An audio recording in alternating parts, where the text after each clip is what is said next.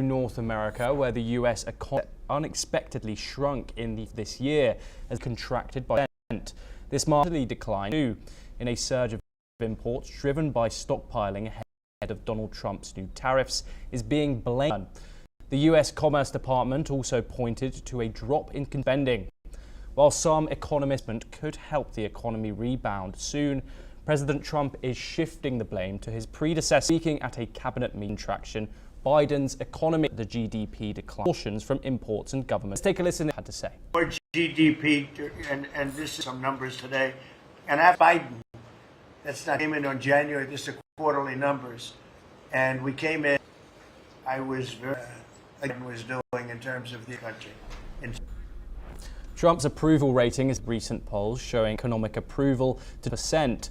Despite this, he remains optimistic. Growth is just around the corner, asking for a litany works to address these economic challenges.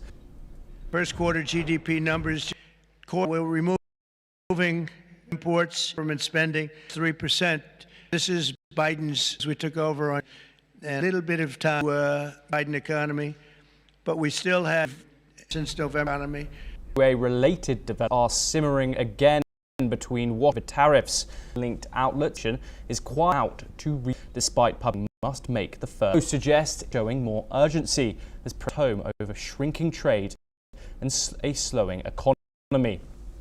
President Trump, however, says he is not worried, speaking at China will eventually come around and that he accede, but he also revealed potential trade deals with India and Japan, saying there's no rush because, in his words, the US is in the catbird. This comes as American shoppers start to feel the pinch from rising prices on Chinese imports, a side effect of Trump's sweeping 145% tariffs.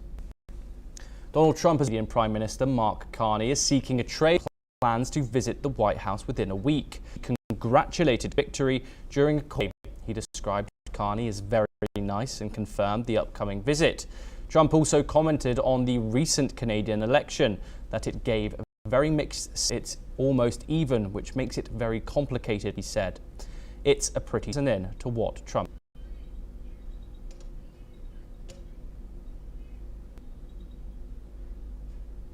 I spoke to him yesterday, couldn't have been nice, and I congratulated him. You know, they mixed signal because it's almost even, which did for the country.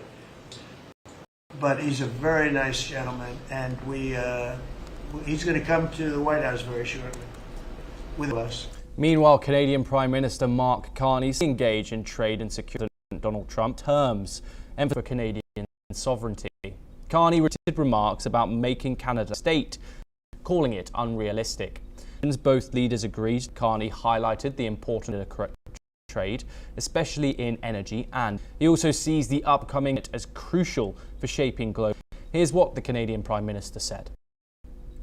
I would distinguish between what the President wants and what the President expects. Yes, his territorial views,